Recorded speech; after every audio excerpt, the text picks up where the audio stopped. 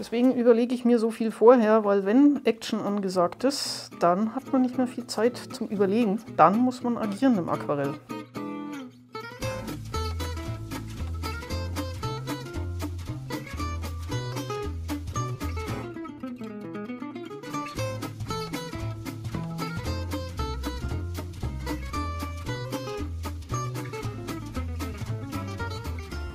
Hallo alle zusammen, ich bin Christina Jurig und ich entführe euch heute in meine Heimat, meine ehemalige, an die Nordsee.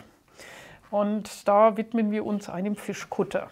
Ich habe auch ein bisschen was mit Fischkuttern zu tun, weil mein Großvater hat damals einen Fischkutter gehabt, einen Krabbenkutter. Und ich wäre so gerne mal mitgefahren als Kind, aber ich durfte nicht. Also begnüge ich mich damit, sie zu malen. Und ich habe ich glaube Dagebühl war das, ein kleines Foto gemacht von einem Fischkutter in knalligem Rot. Ich habe wieder eine Tonwertskizze vorbereitet vom Foto und habe mir überlegt, ob ich es im Hochformat mache, wie das ursprüngliche Foto ist, oder ob ich lieber ein Querformat mache. Aber dann habe ich zwar mehr Himmel, aber von der Spiegelung ist fast gar nichts mehr zu sehen. Beides ist nicht schlecht, aber von der Intuition her würde ich doch eher zum Hochformat tendieren. Und das habe ich jetzt auch auf mein Aquarellpapier übertragen. Meine Skizze kommt hier in die Nähe, dass ich immer mal wieder gucken kann, wo meine Helligkeiten und meine Dunkelheiten sind. Weil das ist sehr wichtig, dass man sich im Aquarell das vorher überlegt und sich dann bloß noch um die Farbe kümmern muss. Und ich beginne mit dem Himmel. Das Wasser werde ich bis ganz zum Schluss lassen, weil mit Spiegelungen ist das immer ein bisschen heikel. Weil ich muss ja wissen, was sich unten im Wasser spiegelt, also muss ich erst mal oben fertig malen, damit ich dann die Spiegelung nach unten ziehen kann. Ich werde jetzt wohl mal ein kaltes Blau nehmen. Ich kann mich erinnern, es hat tierisch gezogen, es war sehr kalt. Also nehme ich jetzt mal das Preußisch Blau, das tendiert in die kalte Richtung.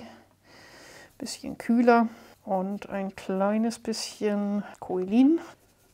Und damit die Abstufung besser funktioniert, male ich jetzt den Himmel einmal andersrum.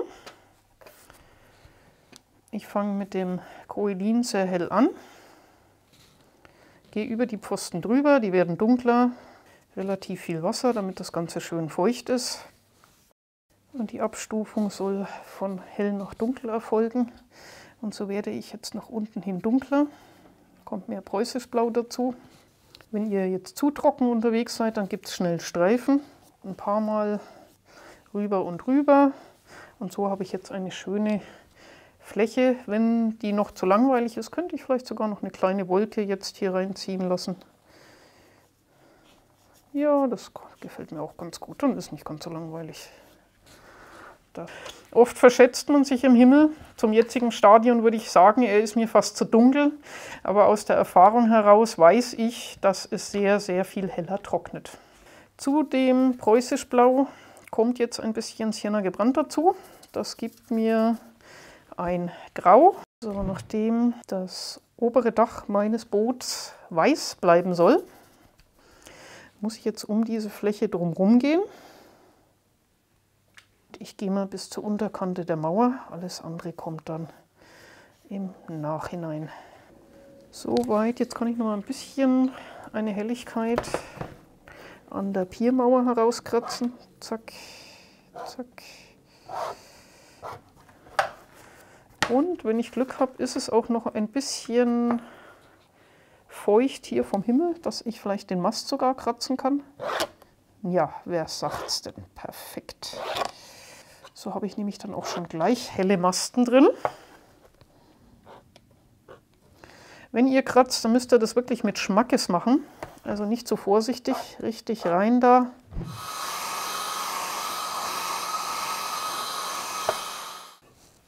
So, jetzt ist es trocken genug. Auch die Wellen sind einigermaßen raus, dass ich da hinten meinen Meeresstreifen reinmalen kann. Und ich muss es ein bisschen neigen, weil sonst kriege ich keinen geraden Strich hier hinten hin. Die gleiche Farbe, die ich jetzt hier genommen habe, nehme ich wieder. Preußisch Blau mit Sienna gebrannt. Jetzt nur in viel dickerer Konsistenz. Und jetzt geht es hier unten an die Mauer. Ich lasse hier und da mal ein bisschen was Helles stehen vom ersten Untergrund. Und weil ich zwei Farben habe, kann ich auch immer ein bisschen variieren zwischen den beiden. Ein bisschen blauer, ein bisschen brauner. Jetzt meint ihr vielleicht, das ist ein ganz schön fetter Pinsel für so Fummelkram, was ich da gerade mache. Aber es ist gar nicht mal so schlecht, so lang wie möglich einen großen Pinsel zu haben. Aus eben genau diesem Grund, dass man nicht so viel rumfummelt. So, ich dachte, dass das durch das Kratzen hier oben eigentlich rausgebracht wird, die Helligkeit der Mauer, die Dunkelheit hier unten, aber das werde ich dann noch ein ganz kleines bisschen tönen, solange die untere Mauer dann trocken ist. Und jetzt muss ich hier nochmal eben den Masten wieder herausbringen. Ja, jetzt wird er ein bisschen blau, macht nichts. Mit der Rasierklinge kann man auch nicht nur Pfosten malen, sondern auch schön kratzen. Und das großflächig. Ich kann die Farbe gleich hier oben ein bisschen mit reinsetzen. Und jetzt sind ja hier in Deutschland diese Pfosten und diese Mauer sowas von gerade und sowas von deutsch und sowas von langweilig, dass wir die auf jeden Fall ändern müssen.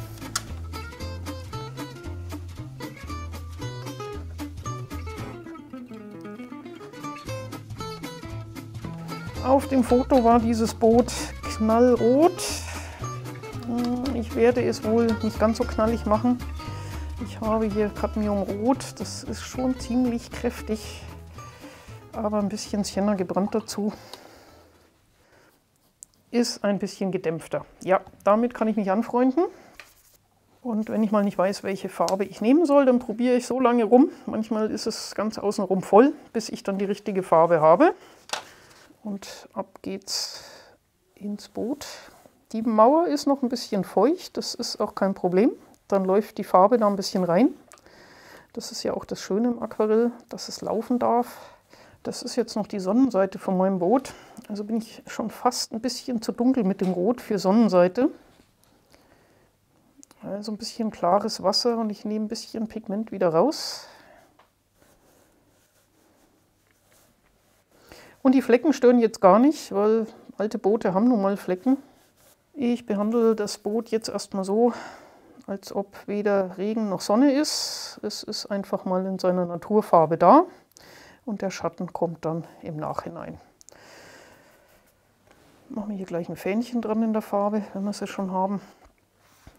Und zwecks Wiederholung vielleicht auch noch hier einen kleinen Tick im Ansatz in den Masten. Die Kajüte ist in Braun gehalten.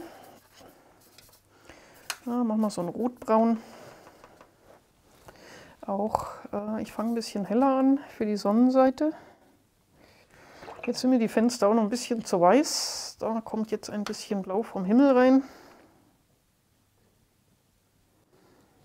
Und es darf ruhig ein bisschen laufen und verlaufen. Vielleicht mache ich sie im Nachhinein sogar ein bisschen dunkler. Auf der Skizze sind sie sogar dunkler. So, und nachdem ich natürlich nicht gewartet habe, dass das trocken ist, kommt hier gerade auch noch ein bisschen Schimmel aufs Boot. Also dieses Boot, was auf dem Foto ziemlich neu aussieht und noch frisch gestrichen, wird bei mir jetzt immer älter. Aber das ist kein Thema. Wir kratzen dieses Highlight mal eben da hinein. So, und schon ist diese Bootskante wieder da. Und auch hier ein Kratzerchen. Und soweit muss ich jetzt warten, bis das trocknet. Oben kann ich jetzt die Masten, ein bisschen mehr Blau dazu. Ich habe es ja schon rausgekratzt, also ich möchte jetzt die Masten auch nicht komplett wieder zumalen, sondern ihnen nur auf der rechten Seite einen kleinen Schatten geben mit der Rasierklinge, die ich jetzt dran vorbeiziehe. Ihr dürft natürlich nicht so doll aufdrücken, dass ihr dann einen Schnitt habt im Bild. Oh, den haben wir ein bisschen zu weit gezogen. Der sollte eigentlich den Masten hier stützen. Na, im Eifer des Gefechts. Wir hängen dann später ein paar Leinen drüber, dann fällt das überhaupt nicht mehr auf. Bei dem Krabbenkutter war es jetzt so, dass die Netze komplett runtergelassen waren, dass man sie gar nicht sieht auf dem Foto. Mit dem Schlepper ein paar Seile, ein paar Stricke.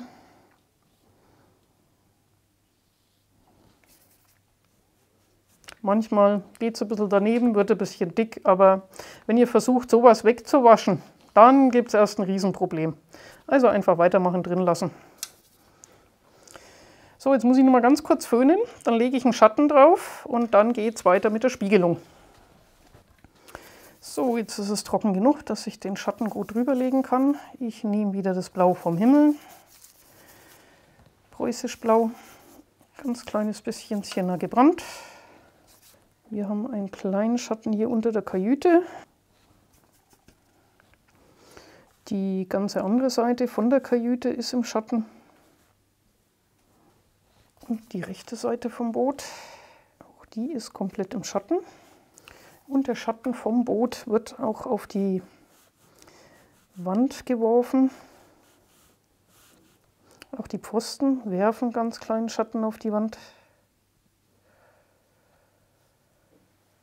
Und hier lasse ich die Wand um die Ecke gehen, sodass auf der Seite auch Schatten ist. Ja, jetzt wird es spannend, weil jetzt kommt die große Fläche der Spiegelung. Jetzt weiß ich auch, was da oben passiert, was ich da unten spiegeln kann. Ich habe ein helleres Boot, ich habe einen relativ hellen Himmel und die dunkle Mauer. Jetzt ist es aber so, dass das Wasser an der Nordsee, ich zeige euch noch mal ganz kurz das Foto, ziemlich matschig ist durch den ganzen Schlick und es viel, viel dunkler aussieht, als es normalerweise ist. Jetzt ist es schon spannend, das Wasser dunkler zu machen als den Himmel, weil der Himmel relativ hell ist, weil sonst beide Flächen zu gleichwertig werden. Also ich werde versuchen, die Spiegelung jetzt hell zu lassen und das außenrum ziemlich dunkel zu machen, wie es auch jetzt auf dem Foto ist. Und dann müssen wir ja noch ein bisschen Bewegung reinbekommen, damit es auch nach Wasser aussieht.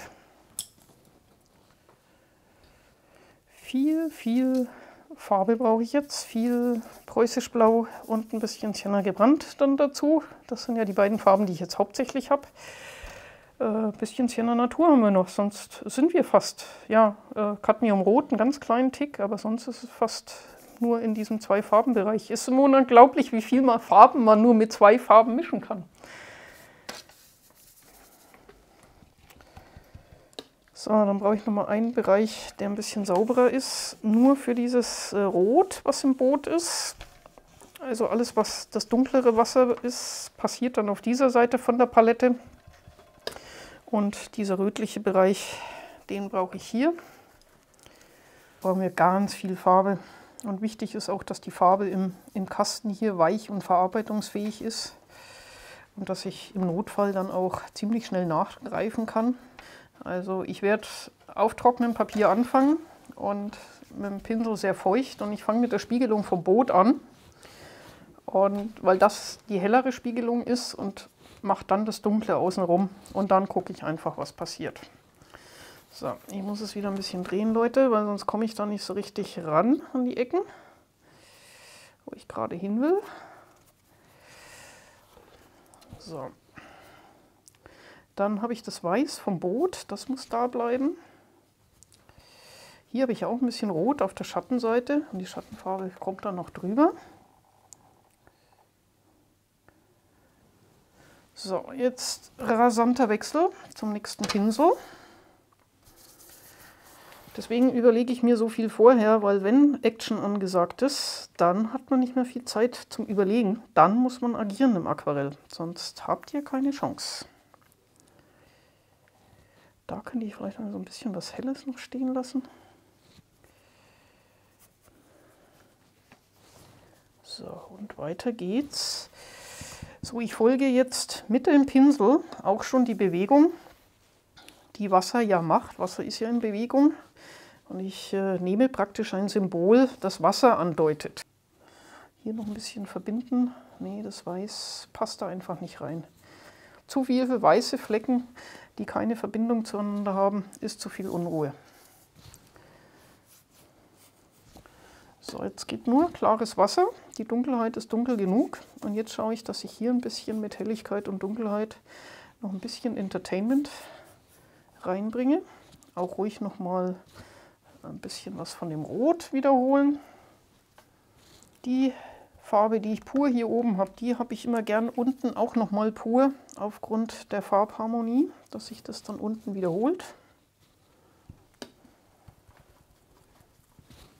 So, das Weiß noch. Jetzt muss ich wirklich aufpassen, weil es trocknet natürlich sehr, sehr schnell, dass ich hier keine Rückläufe bekomme. Und hier könnte ich vielleicht noch ein bisschen nachgehen mit der Spiegelung, weil mir jetzt diese Dunkelheit ein ganz kleines bisschen zu weit gelaufen ist. Dass ich mit dem Pinsel und Rot hier noch ein ganz kleines bisschen drüber gehe. Noch ist es feucht, noch geht's. Aber ich brauche einen sehr, sehr trockenen Pinsel, weil mir es sonst reinläuft. Ich habe hier auch ein Schwämmchen liegen, das habt ihr vielleicht schon gesehen, mit dem ich immer das überschüssige Wasser aus dem Pinsel herausnehme. Nachdem die ja jetzt hell sind, meine Masten, müsste ich die Masten hier unten eigentlich eher hell machen. Da ist jetzt nur ein bisschen klares Wasser auf dem Pinsel.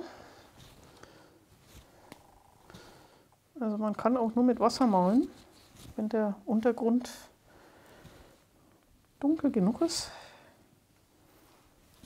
Ich male Wellen jetzt mit klarem Wasser auf halbtrockenem Papier. Es gibt so viele kleine Tricks und Kniffe. Dem die Posten ja auch noch ein bisschen Licht abbekommen, dürfen die sich auch ein bisschen heller spiegeln. Jetzt muss ich das Ganze noch mal eben föhnen und dann kommen noch ein paar kleine Details und dann haben wir es schon fast.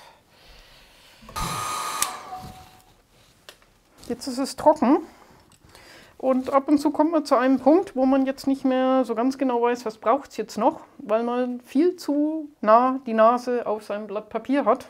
Und in dem Fall laufe ich jetzt mal eben aus dem Bild heraus und stelle das ein bisschen weiter weg, um Abstand zu gewinnen. Bin gleich wieder da. Da bin ich wieder. Ein bisschen Abstand macht viel aus. Und jetzt geht es nochmal an den großen Flachpinsel. Es gefällt mir schon ganz gut, was hier so passiert. Und man soll es ja auch nicht übertreiben mit der ganzen Sache. Aber vom Impuls her, weil ich hier oben jetzt sehr viel Nass in Nass-Sachen habe, sehr viel weiche Kanten und hier oben doch sehr viel harte Kanten, möchte ich jetzt hier unten nochmal einen ziemlich soften, aber hartkantige Wellenlinie reinziehen. Zack, zack. Das ist dann auch wieder so eine Sache, die man ziemlich flott machen muss.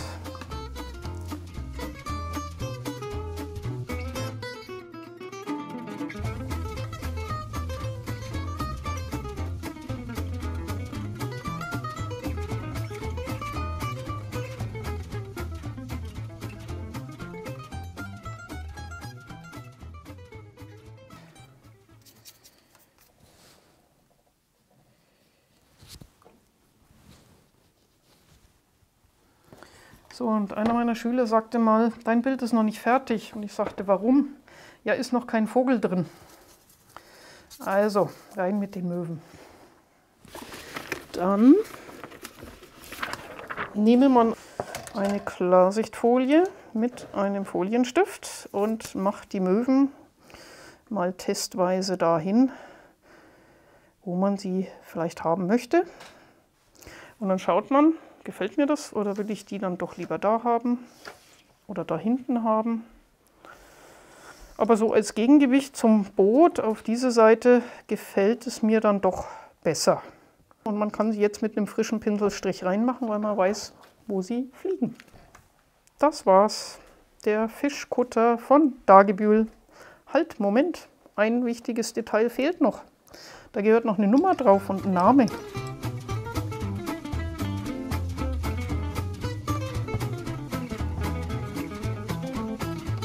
Stopp, Cut, Schnitt, fertig, lass es in Ruhe.